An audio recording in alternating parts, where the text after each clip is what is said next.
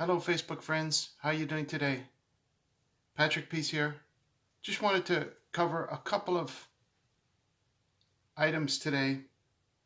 One is the announcement by the Provincial Liberal Party, Stephen Del Duca, saying that in their first year in power, he's going to ban handguns in the province. Now, personally, I'm not a handgun owner. I'm not really big on handguns. I know that there are a lot of people that are, but historically, if you look at government regimes that have stripped the rights of handgun ownership from the population, the resulting actions taken by those same governments have not been pleasant, to say the least. And I think most people are aware of that. And so this is one more example of government overreach, government restricting the rights and freedoms of Canadians. And I guess the Liberals have done some polling and they've realized that maybe their voter base agrees with that as an idea. But it's not hard to imagine who that's going to affect. It's not going to affect the criminals who don't register their handguns, who smuggle their handguns from the United States, where there's obviously an overabundance of handguns. And so the only people that will affect, for the most part, is law-abiding citizens, right? Criminals are already banned from owning handguns in Canada. As soon as they get arrested for something, they're banned from owning handguns, and then they go out and get them again. And they don't really care about such laws. They don't follow such laws. So that's one point that I wanted to make. Just one more example of government policy that is not very productive. The costs involved to implement such a policy and to track it and to incentivize current handgun owners to turn in their handguns, etc., so on and so forth, will be an added cost, which is unnecessary and essentially futile. So Stephen Del Duca is the leading, he's the Liberal candidate to be the next premier. He will be installed as the next premier unless citizens of Ontario take radical corrective action with their voices, with their votes, right? They have to get out and vote. And that brings me to my second topic.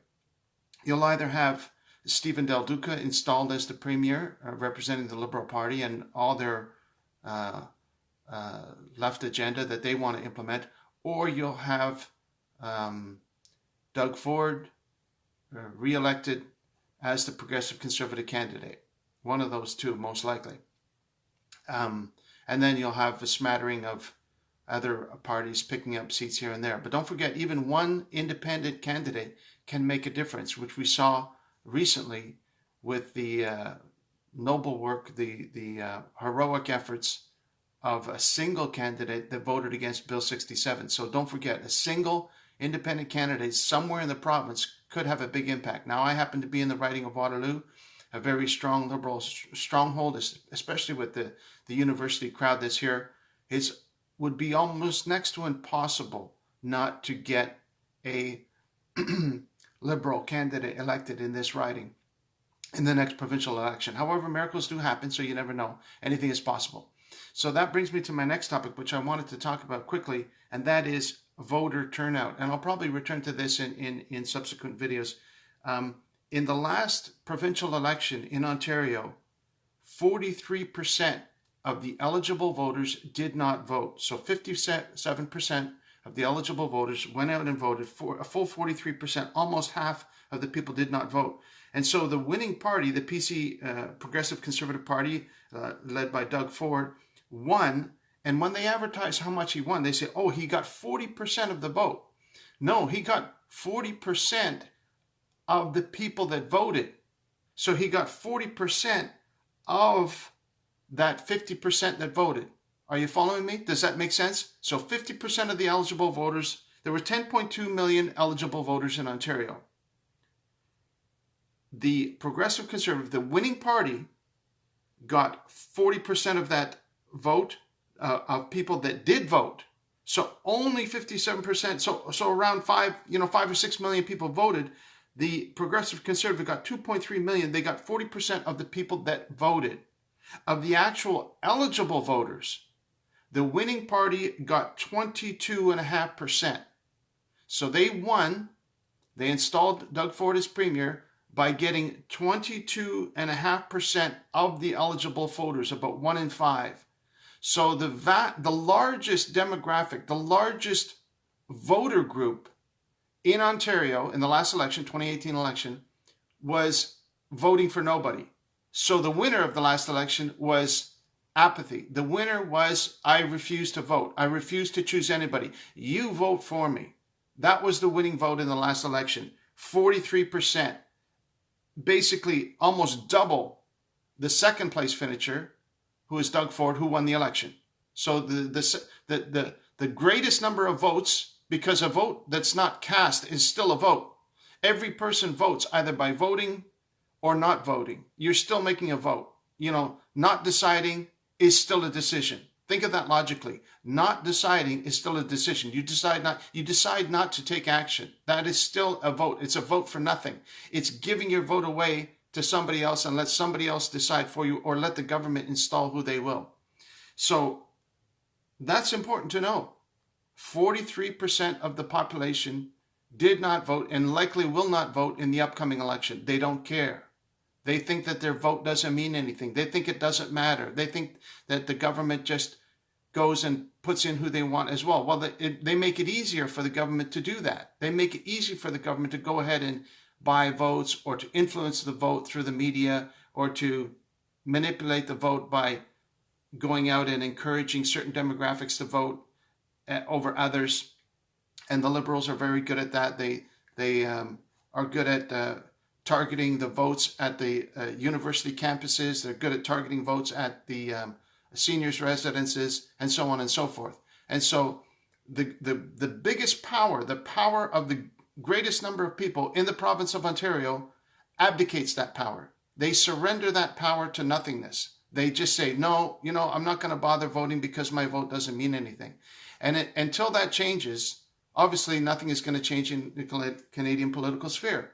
And so if you are a resident of the province of Ontario and you don't vote, you're perpetuating that apathy. You're perpetuating that powerlessness, so that people no longer have any power.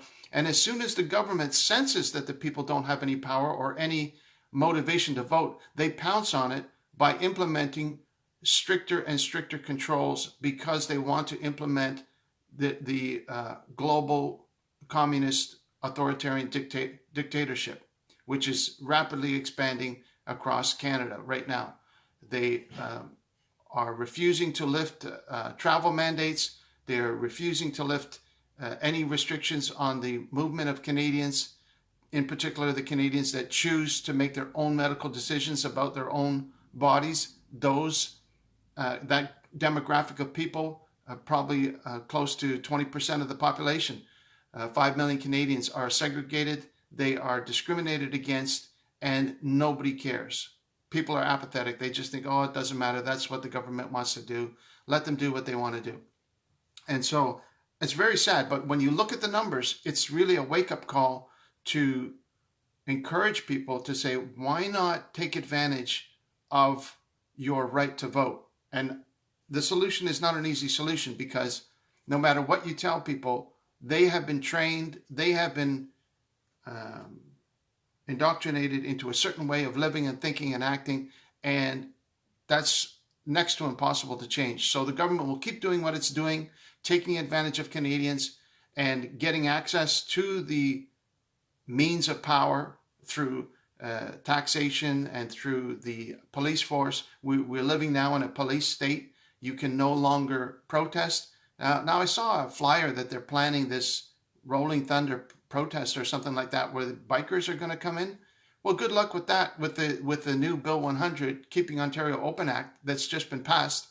Have fun with that, because they will take all those vehicles, whether the motorcycles or whatever you want, they'll take away the license of those people, and they can charge them with who knows what. And so this is a result of government overreach. The government keeps asking for more, well, not asking, keep taking more and more and more rights away from the people, and keep increasing more and more and more the rights of the government and the police state. And so they eventually crush all opposition, and then you're left with a authoritarian, totalitarian government, which controls all dissent. They control the media. They control what people are allowed to say. They control the police, and you're basically left to your own devices. And with the introduction of digital currency, you know, there will be very little opportunity for any form of counter belief or counter way of living and conducting business. So small business will be eliminated. You will be left with the large corporate interests who have a partnership with the government, and you'll be left with the state controlling the resources and the distribution of those resources. They think that that's, and liberals will never change their mind, because they've been indoctrinated into believing that liberal is who they are. And so they love the word liberal. They love thinking that they are liberal. It's not classical liberalism in any sense. The Liberal Party itself has turned into a tyranny. And if you cannot see that, then there is a visibility problem, because it's not classical liberalism or even any sense of the word progressive. It is oppressive. That's what the current Liberal Party is. So make sure you get that straight of what you're entering into with the next provincial election. If only if 40% of the people decide not to vote, they will install Stephen Del Duca, who, I mean, to me, even just to look at the guy, he looks like a serpent. Oh, there's a phone call. Well, let's see if I can decline that on my phone here. Sorry about that. I had a phone call come in while I was making this video. And so, well, you get where I'm going with that. So these stats are important to look at. These voter turnout stats are important to look at. And take a look at the latest announcement from the Liberal Party announcing that they're going to prohibit handguns from the general population. As I said, I'm not a handgun owner, but I know that that's a concern for many law-abiding citizens. At that point, when that gets implemented, our only chance for any deliverance from such a totalitarian regime would be to get help, probably from our southern neighbor. And I'm going to get rid of that off my screen. There we go. So thank you again for watching. I'm sorry I droned on very long, but I want to keep in touch with people that may be following my social media posts. And I want to remind people that if you would like to endorse me as a candidate in the coming provincial election as an independent candidate, I would like to send you the endorsement form so that I can get your signature. Doesn't mean you have to vote for me. It just means that you will have another option on the ballot in the riding of Waterloo. Again, thank you for watching. I hope you have a super day, and wish I had better news. Take care now. Have a great day. Bye-bye.